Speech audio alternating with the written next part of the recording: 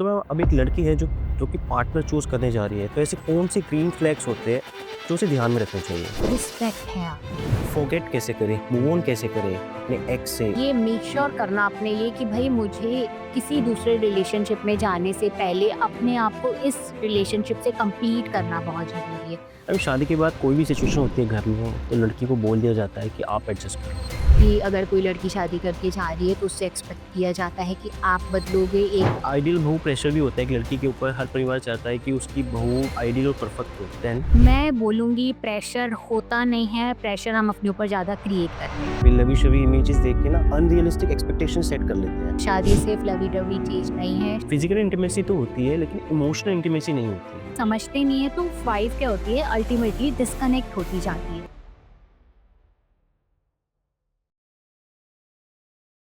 Welcome to beat के initiative voices of care. हम सबकी लाइफ में कुछ टर्निंग पॉइंट आते हैं जो हमारी लाइफ को ऑलटुगेदर चेंज कर देते हैं। अगर एक लड़की के नज़रिए से बात की जाए तो उसकी लाइफ में टर्निंग पॉइंट होता है शादी।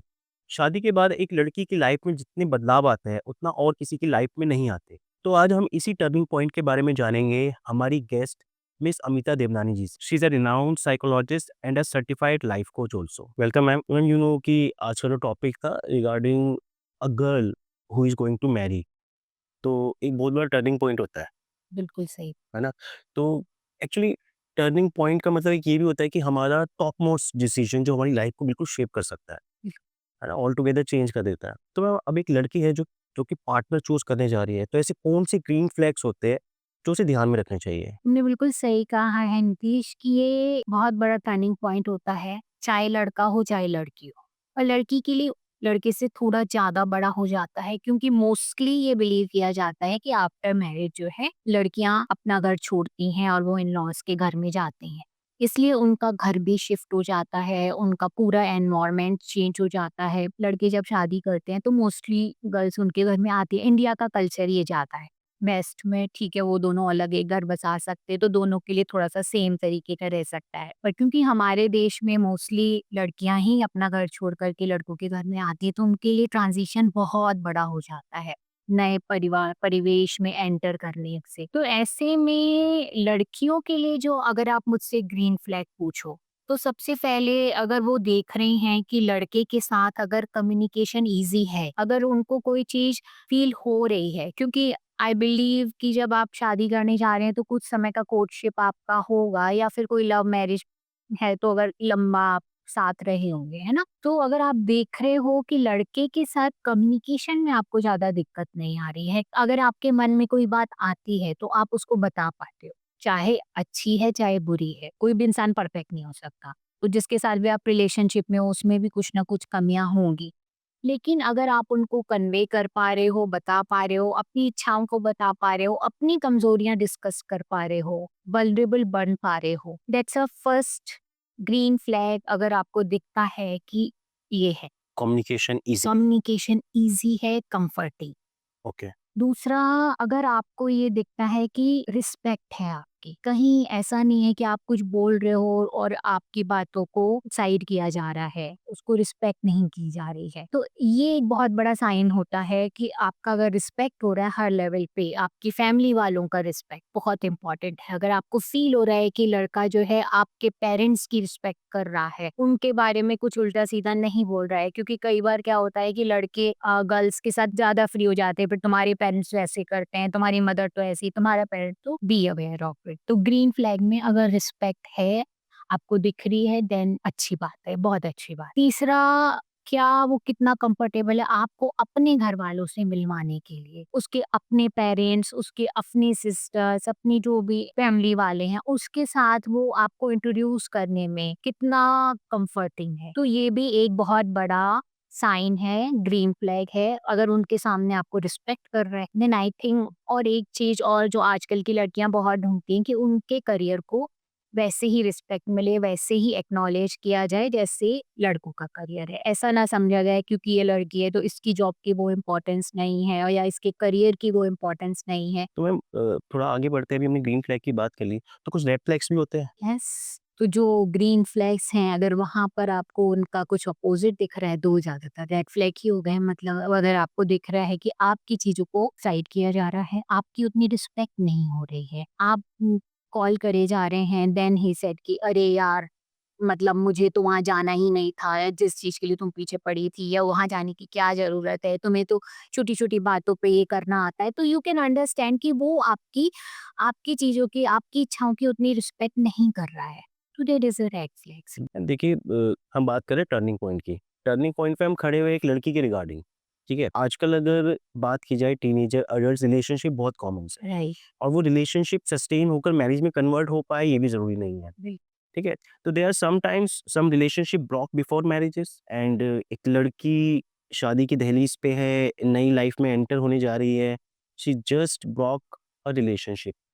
तो फॉरगेट कैसे करें, मूव ऑन कैसे करें अपने एक्स से, उस रिलेशनशिप से जो टूट चुका है, ताकि आने वाली लाइफ अफेक्ट ना हो? हाउ का तो देखो, आप ऐसा कुछ नहीं बता सकते हो क्योंकि हर एक के अपने इन्वेस्टमेंट होते हैं इमोशनल, राइट? तो कोई भी लड़की इमोशनली इन्वेस्टेड होती है किसी रिलेशनशिप के अंदर ऑब्वियसली। तो अगर वो मूव ऑन कर रही है, तो ऐसे में सबसे पहले मूव ऑन करना बहुत ज़रूरी है। ये मेक श्योर करना अपने लिए कि भई मुझे किसी दूसरे रिलेशनशिप में जाने से पहले अपने आप को इस रिलेशनशिप से कंप्लीट करना बहुत ज़रूरी है। और अगर आपको कंप्लीट होना है किसी भी रिलेशनशिप से, तो सबसे पहले आपको जिसके साथ आप रिलेशनशिप में थे, उसके साथ कंप्लीटनेस होना, जो भी इनकम्प्लीटनेस है, जो बातें हैं, जो दिल में रह गई हैं, जो खराब बातें हैं, कर लेना। अगर वो पॉसिबल नहीं है तो maybe journaling is a very good idea. Heal कर लेना, थेरेपी सेशंस में चले जाना, ये चीज़ें बहुत हेल्प करती हैं आपको मूव ऑन करने में आगे किसी भी रिलेशनशिप में।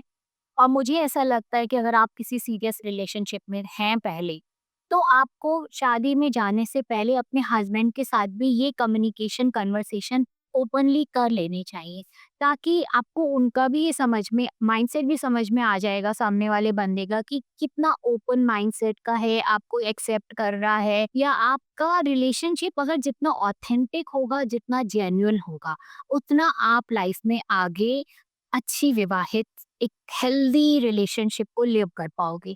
जहाँ पर छुपाना है, जहाँ पर नहीं बताना चाह रहे हैं डर के कारण कि इसको पता चलेगा तो ऐसा ना हो कि ये मुझसे शादी ना करे, तो ऐसे में क्या होगा, आगे जाकर के वो एक बोझ की तरह आपके अंदर रहेगा। आप उसकी से पूरी तरह से निकल नहीं पाओगे, अपने अंदर से कंप्लीट नहीं हो पाओगे, और अंदर से आप कंप्लीट नहीं हो तो आप दूसरे रिलेशनशिप में इन्वेस्ट नहीं कर पाओगे 100%। क्लोज़र देना सही है यहाँ पर?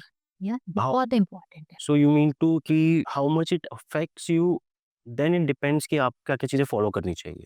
अगर आप रियली इमोशनली उससे बहुत ज़्यादा ओवर कनेक्टेड हो, तो closure is the first part, then considering to talk to या कंसल्ट विद अ साइकोलॉजिस्ट और psychiatrist can be a good. Yes, as I told you कि जहाँ पर आपको लग रहा है कि आपको कंप्लीशन नहीं मिल रहा है सामने वाले से, कई बार ऐसा भी होता है कि सामने वाला नहीं दे रहा कंप्लीशन, भई उसको उसने अपनी हर तरफ से डिसाइड कर लिया था कि उसको रिलेशनशिप में नहीं रहना, ब्रेकअप हो गया, आपके अंदर कंप्लीशन की फीलिंग नहीं आ रही है, आपके अंदर बहुत रिसेंटमेंट है। टफ कंप्लीशन के लिए आप इन थेरेपीज़ का और सहारा ले सकते हो and it will help you a lot. वहाँ से आप अपने आप को कंप्लीट कर सकते हो, क्योंकि जब तक आप यहाँ पर फॉरगिवनेस और लेट गो नहीं लेके जाओगे, बड़ी आसान नहीं होता ना।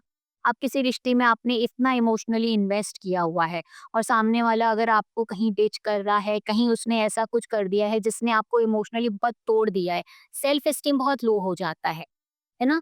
तो उसको रिपेयर होने के लिए कुछ टाइम भी चाहिए, टाइम बहुत हील करता है, पर टाइम के साथ-साथ आपको अपने ऊपर काम भी करना पड़ता है हीलिंग मेथोडोलॉजी के थ्रू, वो भी बहुत हेल्प करता ठीक है मैम, लेट्स मूव फॉरवर्ड। अब शादी के बाद कोई भी सिचुएशन होती है घर में, तो लड़की को बोल दिया जाता है कि आप एडजस्ट कर लो, बट व्हाई? है। राइट। सबसे पहले तो मैं बोलूँगी कि जब हम कहते हैं कि हमेशा या हर जगह, तो ये हमारा ओवर जनरलाइज़ेशन हो रहा है ना? हुँ, देखो अभी क्या है, सोसाइटी बहुत लेवल्स पे हर जगह चेंज हो रही है, और इंडिया के अंदर हमारी सोसाइटी में बहुत लेयर्स बन गए हैं। हम लोग पहले आज से 30 साल की पहले की भी बात करें, जब बिल्कुल भी मोबाइल सोशल मीडिया कुछ भी नहीं था, 2000 के अराउंड ही सब कुछ धीरे धीरे धीरे 2005 के ऑनवर्ड्स आने शुरू हुए, राइट? तो उससे पहले भी जो हमारी जनरेशन की बात की जाए, तो उस जनरेशन में लेडी से ज़्यादातर एक्सपेक्टेड था कि वो घरों के अंदर रहेंगी और ज़्यादा काम करने के लिए कम लेडीज़ बाहर निकलती थीं, पर अब ज़माना बदल गया है, राइट? तो अगर नीतीश तुम ये देखोगे तो हमारी सोसाइटी का जो अभी स्ट्रक्चर है, वहाँ पे अलग फैमिलीज़ की अलग-अलग कहानियाँ हैं। कुछ फैमिलीज़ के अंदर जैसे आप कह रहे हो कि यस ऐसा है कि अगर कोई लड़की शादी करके जा रही है तो उससे एक्सपेक्ट किया जाता है कि आप बदलोगे, एक बहू होने का जो उनको दिया जाता है कि हर चीज़ पे बहू को एडजस्टमेंट करना है, पर इट इज़ नॉट एवरीवेयर। खासकर नई लड़कियां जो शादी कर रही हैं, मैं तो कई लड़कियों से मतलब रिसर्च भी करी है, बात भी करी है, कहती हैं कि नहीं मैम ऐसा नहीं है, हम लोगों को भी अब पहले की तरह वाली बात नहीं है, हमें समझा भी जाता है, हमें जो है अब उतना प्रेशर नहीं दिया जाता है, पता होता है कि ये जॉब करेंगी तो हमारी जॉब की भी रिस्पेक्ट होती है और हमारी एज ए बहू भी घरों के अंदर रिस्पेक्ट है। तो आई थिंक चीजें बदल रही हैं, स्लोली ग्रेजुअली बदल रही हैं कुछ जगहों पर, लेकिन वो सिनेरियो भी है जो आप कह रहे हो। इसका कारण आपको पता है नीतीश, क्योंकि हमेशा से ही हमारी पैट्रियार्कल सोसाइटी रही है, पितृसत्तात्मक, जहाँ पर मर्दों के हाथ में ज़्यादा पावर रही है। मैम एक आइडियल बहू प्रेशर भी होता है एक लड़की के ऊपर, हर परिवार चाहता है कि उसकी बहू आइडियल और परफेक्ट हो। देन आइडियल प्रेशर, मैं बोलूँगी प्रेशर होता नहीं है, प्रेशर हम अपने ऊपर ज़्यादा क्रिएट करते हैं, राइट? आइडियल बहू का हो सकता है कि आप जिस फैमिली में गए हो, वहाँ आपसे एक्सपेक्टेशंस ज़्यादा हों। पर आप उस एक्सपेक्टेशंस को पूरा करने के लिए, आइडियल बनने के लिए आप कितना उस प्रेशर को लेते हो, ये आपके ऊपर डिपेंड करता है। इफ़ यू हैव डिसाइडेड कि मैं इनका तो जो है एटीट्यूड वो है ही है, ये बहुओं से बहुत ज़्यादा एक्सपेक्ट करते हैं, बहुओं को जो डिज़ायर्ड रिस्पेक्ट होनी चाहिए जिस लेवल की वो नहीं मिल रही है। बट मुझे क्या करना है इस परिस्थिति में? क्या मुझे अपने आप को उस लूप में फँसाना है कि मुझे एक आइडियल बहू बनना है ना? अगर मैं अपने आप को उस लूप में बहा फँसा दूँगी कि मुझे एक आइडियल बहू बनना ही है, तब तो मैं प्रेशर को बहुत ज़्यादा ले लूँगी और उस प्रेशर की वजह से मैं ओवरबर्डन्ड हो जाऊँगी, बहुत ज़्यादा जो नहीं भी दिल से करना चाहती हूँ या नहीं मेरे अंदर बर्नआउट भी हो रहा है, तब भी मैं उन कामों को करती चली जाऊँगी, है ना? तो आइडियल बनने का कोई प्रेशर आपको देता नहीं है, आप लेते बहुत ज़्यादा हो। सामने वाला हो सकता है एक्सपेक्टेशन ज़्यादा कर रहा हो, लेकिन आप अपनी बाउंड्री सेट करना चाहो तो कर सकते हो। It is within your control. You just need to get your power. You are right ma'am, ऐसा भी होता है कि शादी के बाद काफ़ी सारी लड़कियाँ आइडेंटिटी क्राइसिस फेस करती हैं। उनकी आइडेंटिटी जो रियल आइडेंटिटी होती है वो कहीं खो जाती है और घर में सिमट कर रह जाती है। देखो, आइडेंटिटी क्राइसिस का एक बड़ा कारण ये भी होता है कि आप पहले अ, अलग घर में रह रहे थे, तो आपका एक ना वहाँ पर एक आपकी प्लेस था। आपकी एक आइडेंटिटी थी एक बेटी की तरह और एक आपके जो नाम से एक आइडेंटिटी थी। हमारे समाज में एक तो कई बार नाम भी बदलने का प्रचलन है, वो भी एक बार आइडेंटिटी क्राइसिस कर देता है कि अच्छा अभी तो मैं सो एंड सो थी, अब मैं सो एंड सो हो गई हूँ। अभी तक तो मैं ये वाली सरनेम से बुलाई जाती थी, अब मैं इस वाले सरनेम से मेरा लगा दिया गया है। आप चाहो, नहीं चाहो, और क्या आजकल के ज़माने में तो आप करियर ओरिएंटेड हो, आपका नाम हर जगह जा चुका है, आपके आधार कार्ड है, आपके पासपोर्ट है, तो फिर नाम चेंज भी थोड़ा-सा मुश्किल हो जाता है वहाँ पर। दूसरा, जब आप घर में गए, तो क्या होता है नया घर आपको उस तरीके से पूरी तरीके से एक्सेप्ट नहीं कर रहा होता है। एक जो 4 सदस्य वहाँ पहले रह रहे थे या 6 सदस्य वहाँ पहले रह रहे थे, उनकी आपस में ऑब्वियसली एक बॉन्डिंग है, एक कनेक्शन है। आप एक नया इंसान गए हो, तो आपको अभी एकदम से तो कोई ऐसे एक्सेप्ट नहीं कर लेगा। वो आप एक आउटसाइडर की तरह ही फ़ील भी करोगे और वो आपको फ़ील भी करवाएँगे। तो वो एक ना बड़ा आइडेंटिटी क्राइसिस कर देता है कि अरे! ये मैं कहाँ गई? अब तो मेरी यहाँ पर कोई मेरा वजूद नहीं है, मुझे कोई मान नहीं रहा है कि मेरा कोई अस्तित्व नहीं है। तो ये आइडेंटिटी क्राइसिस क्रिएट करता है नीतीश, डेफ़िनिटली करता है एंड मुझे लगता है कि इसमें थोड़ा-सा अपने आप को टाइम देना, थोड़ा-सा पेशेंस डेवलप करना, क्योंकि कहीं भी आप जाओगे, जहाँ भी ट्रांज़िशनिंग पॉइंट जहाँ पे भी होता है, चाहे जॉब के अंदर ट्रांज़िशनिंग पॉइंट हो या कहीं पर भी आप बदल रहे हो अपना, है ना? तो वहाँ पर आपको थोड़ा टाइम पैर जमाने में लगता है। तो एक नए घर में भी जाकर के पैर जमाने में आपको थोड़ा टाइम लगता है। तो आप अगर पॉजिटिव माइंडसेट के साथ उस टाइम पीरियड को पास करो और लोगों के साथ ज़्यादा कनेक्शन एंड बॉन्डिंग बनाओ, तो धीरे-धीरे वो गुम हो जाता है और आप भी वहाँ का पार्ट हो जाते हो over the period of time. तो ये थोड़ा-सा माइंडसेट क्रिएट करना पड़ता है। और जहाँ पर उसके करियर और ड्रीम्स की बात हो? अगर करियर और ड्रीम्स की बात है और अगर उसको वहाँ कॉम्प्रो देखो हर एक का अपना होता है, पर्सनली आई वुड से, है ना? अगर किसी लड़की को है कि मेरे लिए करियर बहुत इम्पोर्टेंट है और जहाँ वहाँ गई है और वहाँ पर उसके करियर को कोई महत्व नहीं दिया जा रहा है, उससे एक्सपेक्ट किया जा रहा है कि वो करियर छोड़ दे, then it's her call always. क्या वो ऐसा करना चाहती है? अगर नहीं चाहती है तो वो क्या उसके लिए स्टेप ले सकती है? वो किस तरीके से अपनी बातों को उनके साथ रख सकती है, अपनी बाउंड्रीज को सेट कर सकती है ना? और वहां से कितना निगेटिविटी आ रही है इस पे भी डिपेंड करता है। अगर मान लो अगला बंदा बिल्कुल ही नहीं मानने को तैयार, आपने कम्युनिकेशन कर लिया, आपने बात कर लिया, लेकिन सामने वाला रेडी ही नहीं है कि आपको आपकी जगह दे, आप जो इच्छाएँ कर रहे हो उसको करने का मौका मिले, then she can take her call. मतलब मुझे ऐसा लगता है कि हर एक इंसान की प्रायोरिटी सेट होनी चाहिए। फैमिली एक प्रायोरिटी है, पर अगर उसके लिए करियर भी बहुत बड़ी प्रायोरिटी है, then she can think about communication से। देखो बहुत सारी चीज़ें सुधरती हैं, सुलझती हैं, आई ट्रूली बिलीव इट। अगर आप बैठो, सामने वाले को अपने बारे में बताओ, उसको ब्लेम किए बिना, उसको ये कहे बिना कि भई आपकी वज़ह से मैं तकलीफ़ में हूँ या आप मुझे ऐसा नहीं करने देते। Rather than sitting and telling them the importance of the career in her life, और उसके बिना वो कैसे अधूरी है, कैसे उसको, मतलब वो बहुत इम्पोर्टेंट पार्ट है। अगर वो उसको समझा पाती है, कम्युनिकेट कर पाती है, नथिंग लाइक इट। अगर लग रहा है कि सामने वाला नहीं कम्युनिकेशन ले रहा है और मेरे लिए प्रायोरिटी करियर है, अगर अगर मेरे लिए प्रायोरिटी घर है, then she can take that step as well. Actually क्या होता है, जितने भी कपल्स हैं सोशल मीडिया पे, इंस्टाग्राम पे लवी-शवी इमेजेस देख के ना अनरियलिस्टिक एक्सपेक्टेशन सेट कर लेते हैं। बिल्कुल। तो रियलिटी बिल्कुल डिफरेंट हो जाती है एंड इमोशनली और मेंटली फिर दोनों परेशान होते हैं। वैसे साइकोलॉजिस्ट आप क्या कहेंगे? एज़ ए साइकोलॉजिस्ट मैं ये कहूँगी कि अगर आप किसी भी रिलेशनशिप में जा रहे हो, शादी करने जा रहे हो अगर, तो रियल एक्सपेक्टेशंस को रखना बहुत ज़रूरी है। ला शादी सिर्फ लवी-डवी चीज़ नहीं है। शादी में आने के बाद आपसे एक्सपेक्ट भी किया जाएगा, एज़ ए बहू भी किया जाएगा, आपकी रिस्पॉन्सिबिलिटीज़ भी होंगी, एज़ ए वाइफ होंगी, एज़ ए बहू होंगी, आप भी उनसे करोगे, श्योरली आप करोगे उनसे, है ना?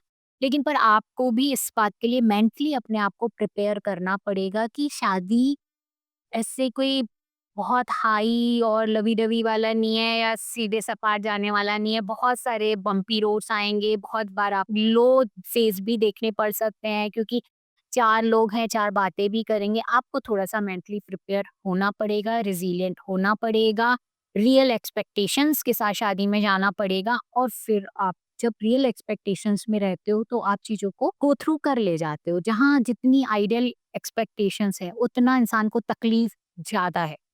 रियल एक्सपेक्टेशंस है तो आप गो थ्रू कर ले जाते सो इट मीन्स कि आपको अपनी एक्सपेक्टेशन रियलिटी में पता होनी चाहिए व्हिच कैन बी फुलफिल्ड। हो। राइट।